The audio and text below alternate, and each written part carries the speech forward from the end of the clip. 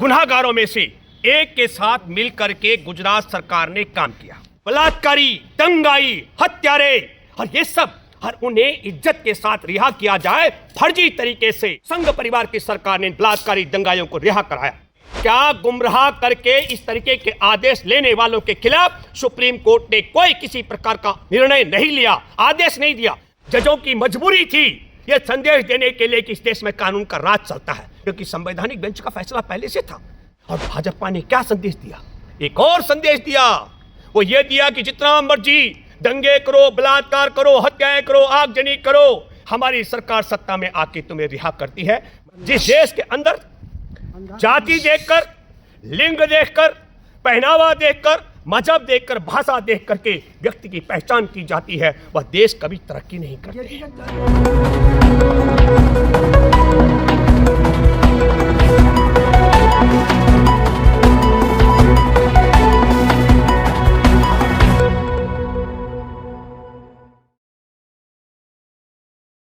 एकदम अधूरा फैसला है और इस फैसले का फैसला 12 अक्टूबर 2022 को कर देना और इसको जनवरी में सुनाया जाना।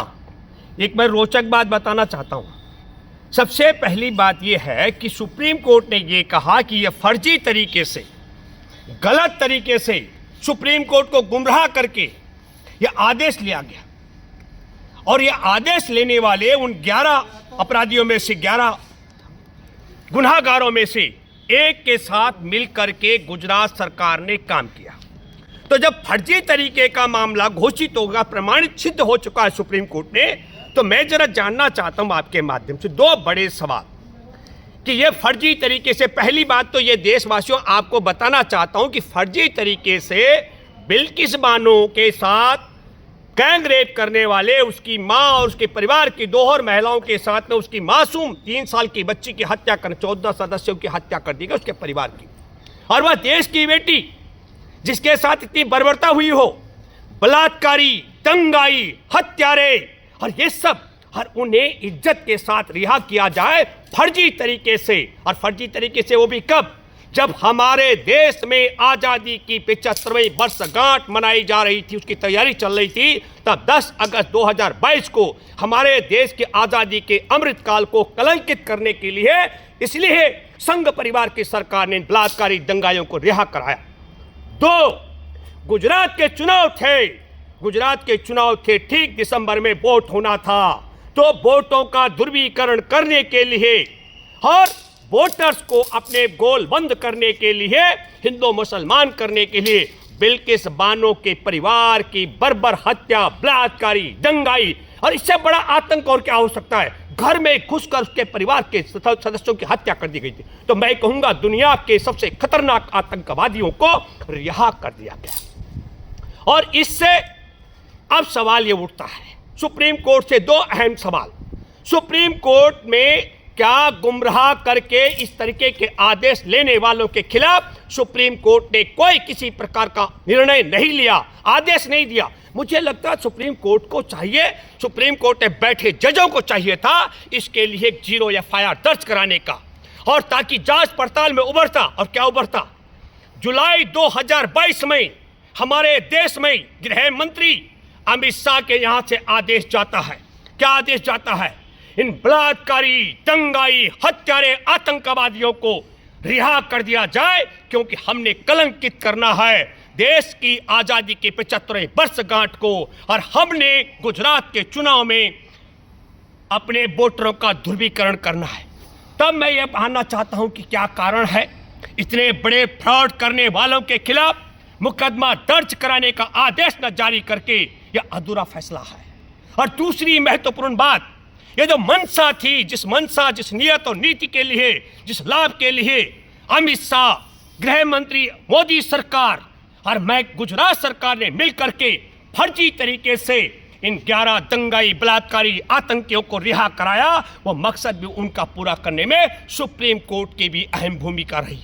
12 अक्टूबर को फैसला आ गया था, तो फैसला रिजर्व रखने की जरूरत क्या थी? जब सुप्रीम कोर्ट में पता लग गया था, सुप्रीम कोर्ट के 2 जजों की बेंच यह मान चुकी थी कि इसमें फर्जी तरीके से, अवैध तरीके से, गलत तरीके से हमारे से यह आदेश कराया गया। कानून कहता है, 5 जजों की बेंच का फैसला है कि जिस राज्य में सुनवाई होगी और सजा सुनाई जाएगी वही राज्य रिहाई का आदेश दे सकता है। महाराष्ट्र का 2008 का अप्रैल का मैं जिक्र कर रहा हूं, जो कानून है उसके मुताबिक इतने बड़े बलात्कारी, दंगाई, आतंकवादियों को कम से कम 28 साल तक जेल में रहना था, रिहाई हो नहीं सकती। इसके लिए उस इलाके के जो संबंधित एसपी हैं उन्होंने कहा इनकी रिहाई नहीं हो सकती। मुंबई की सीबीआई की विशेष अदालत के जज ने कहा इनकी रिहाई नहीं हो सकती।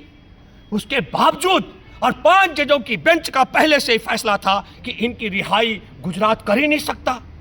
तो फिर हम ये कहना चाहते हैं, क्या कारण है कि चुनाव होने से पहले तक फैसला आ जाता है 12 अक्टूबर को, लेकिन उसे सुनाया नहीं जाता है। सुप्रीम कोर्ट में बैठे जजों को इस पर साफ गोई के साथ पारदर्शी तरीके से इतने बड़े आतंकवादी, हत्यारे, बलात्कारी, दंगाइयों को आप कह रहे हैं कि वो धोखा देकर बाहर आए, फर्जी तरीके से बाहर आए, तो आपने भी तो 12 अक्टूबर से लेकर के अब फैसला सुनाने के और 2 हफ्ते और अवधि उन्हें क्यों दी?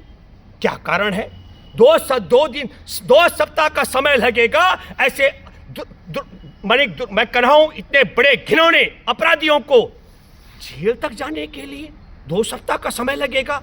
और फिर हम ये मानते हैं आपके माध्यम से, मैं मानता हूं ये तो संदेश गया, जजों की मजबूरी थी ये संदेश देने के लिए कि इस देश में कानून का राज चलता है, क्योंकि संवैधानिक बेंच का फैसला पहले से था कि 5 जजों की बेंच का फैसला था। ये फैसला ये था कि जिस राज्य में मसले की सुनवाई हो रहेगी वही राज्य सजा माफी की ओर बढ़ सकता है। लेकिन 2 बड़े सवाल हैं सुप्रीम कोर्ट के जजों से मेरे। 12 अक्टूबर से लेकर अब तक इस इतने बड़े अपराधियों को बाहर रखने के जो खिलाफ जो फैसला आपने दिया उसको अब तक लटका के रखने का कारण क्या है? और दूसरा महत्वपूर्ण सवाल मेरे मन में है कि इस देश में सुप्रीम कोर्ट में फर्जी तरीके से इतने बड़े अपराधियों को रिहाई के आदेश कराने का, गुनाहगारों को बचाने खिलाफ एफआईआर दर्ज न करने का कारण क्या है? इसलिए मैं मानता हूं बिल्कुल सुप्रीम कोर्ट ने फैसला दिया, अधूरा फैसला है। बलात्कारी, दंगाई, हत्यारों को जेल वापसी का आदेश दिया। लेकिन मैं फिर कहना चाहता हूं सुप्रीम कोर्ट में बैठे जजों को अपने गिरेबान में झांकना चाहिए। जो मंसूबे अमित शाह के, नरेंद्र मोदी के और भूपेंद्र पटेल की सरकार के थे, उन मंसूबों को पूरा करके भाजपा को चुनावी लाभ पहुंचाने का। और भाजपा ने क्या संदेश दिया?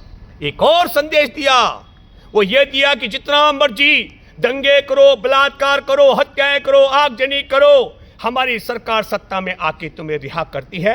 मैं आपको बताना चाहता हूं, जिस देश के अंदर जाति देखकर, लिंग देखकर, पहनावा देखकर, मजहब देखकर, भाषा देख करके व्यक्ति की पहचान की जाती है, वह देश कभी तरक्की नहीं करते दुनिया में। हरे भाई व्यक्ति की पहचान उसके कर्म से होनी चाहिए। वह हिंदू है कि मुसलमान है, महिला है कि पुरुष है, इसको लेकर के अदालतों का भी रवैया इस तरीके का नहीं होना चाहिए। हम एक बात बड़े साफ शब्दों में कहना चाहते हैं कि सुप्रीम कोर्ट में बैठे जज, मुझे लगता है, मैं उम्मीद करता हूं, मैं अपील करता हूं, आग्रह करता हूं सुप्रीम कोर्ट में बैठे जजों से कि सुप्रीम कोर्ट को धोखा देने वाले ऐसे फर्जी धोखेबाजों के खिलाफ एफआईआर दर्ज कराने की कार्रवाई शुरू की जानी चाहिए। 1, 2, धोखे में रहकर सुप्रीम कोर्ट के जिन जजों ने फैसला सुनाया, कहीं उनकी पूरे गिरोह के साथ मिली भगत तो नहीं थी। 2 और 3, यह बात भी सार्वजनिक तौर पर सुप्रीम कोर्ट में बैठे जजों को उजागर करनी चाहिए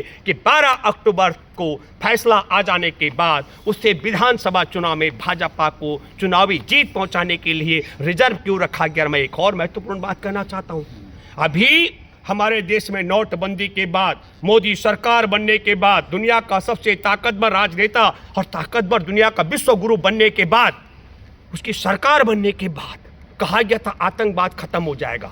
लेकिन बिल किस मानो क्रोनोलॉजी बता रहा हूं, अभी एक आतंकवादी पकड़ा गया, बोला ये ISIS का व्यक्ति है और आरोप लगाया गया, कहा जा रहा है कि वह गांधी जी के आश्रम को भी गुजरात में कई जगह बम विस्फोट करने के लिए तैयार थे।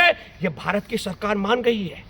हमारे देश का आरोपी कहे राधेश्याम सुप्रीम कोर्ट में और सरकार मान जाती है कि गुजरात सरकार उसे 14 साल में रिहा कर देती है। हमारे देश की पीड़ित बिल्किस बानो वो चीखती और चिल्लाती है कि ये आतंकी दल बलात्कारी हत्यारे रिहा क्यों कर दिए गए। उसकी सुनवाई करने में अगस्त से लेकर जनवरी तक का न्याय मिलता है। हमारे देश की ओलंपिक पदक विजेता बेटियां सड़क पर चीखती और चिल्लाती हैं, उनकी सुनवाई नहीं होती है, लेकिन यौन शोषण करने वाला छुट्टा सांड की तरह घूम रहा है। मैं ये बात इसलिए भी कहना चाहता हूँ, हमारा देश एक ऐसी दशा में प्रवेश कर चुका है जहाँ पीड़ित, शोषित और मैं कहता हूं जो लुटा पिटा व्यक्ति है, महिला है, जिसके साथ में अन्याय अत्याचार हुआ है, वो जितना मर्जी चीखती चिल्लाती रहे, हमारे देश के अंदर आरोपी अपराधी जो कहेंगे अदालत भी मानने लग गई है। राधेश्याम की बात मैं कर रहा हूं, जय भगवान राधेश्याम, जिसने वो 11 में से एक था।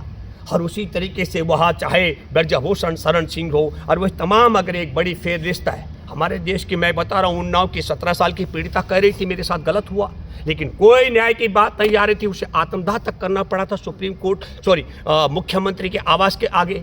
तो आपको जल के मरना पड़ता है, रग सुप्रीम कोर्ट तक की भी। और मैं फिर कहना चाहता हूं, बिल्किस बानो के मामले में देखिए 2002 में ही संघ परिवार की सरकार की नीयत साफ हो गई थी। ये उस समय मामला बंद करने की बात कर रहे थे, इन्हें वो आरोपी अपराधी नहीं मिल रहे थे। फिर बिल्किस बानो जैसी बहादुर बेटी, जिसके परिवार के 14 सदस्य मारे गए हो, जिसकी मासूम बच्ची की हत्या कर दी गई हो, जिसका गैंग रेप किया गया हो, वह देश की बहादुर बेटी लड़ रही है। हम उसको सैल्यूट करते हैं उसकी बहादुरी के लिए। ये देश की आधी आबादी ने, पूरे विश्व के आधी आबादी की विजय है। लेकिन मैं एक बात फिर कहना चाहता हूं कि सुप्रीम कोर्ट को कितनी बार हस्तक्षेप करना पड़ेगा। बिल्किस बानो के मामले पे सुप्रीम कोर्ट को कहना पड़ा सीबीआई जांच करे, सुप्रीम कोर्ट को आदेश देना पड़ा गुजरात से, राज्य से बाहर महाराष्ट्र में मामला शिफ्ट करा दिया जाए, और अब फिर गुजरात के उस ऐसे आतंकी बलात्कारी हत्यारे दंगाइयों को जेल भेजा जाए, ये भी सुप्रीम कोर्ट को कहना पड़ रहा है। कितनी बार एक पीड़ित बिल्किस बानो के दोषियों को कितनी बार सुप्रीम कोर्ट को हस्तक्षेप करना पड़ेगा। इसलिए मुझे लगता है इसका पटाक्षेप का एक तरीका है, सुप्रीम कोर्ट में बैठे ईमानदार जजों, आप तत्काल एफआईआर दर्ज कराओ, जिन्होंने फर्जी तरीके से सुप्रीम कोर्ट से इनकी रिहाई का आदेश जारी कराया है, और जिन्होंने राधेश्याम जय भगवान के साथ मिली भगत करके सुप्रीम कोर्ट के साथ मिलकर फ्रॉड करके बिल्किस बानो के जो रुलाया है उसे बेरहमी से, और हमारे देश की आज़ादी की 75वें वर्षगांठ को कलंकित कराया, उनके खिलाफ मुकदमा होना चाहिए, जेल डाला जाना चाहिए। यह अपील मैं कर रहा हूँ। शुक्रिया।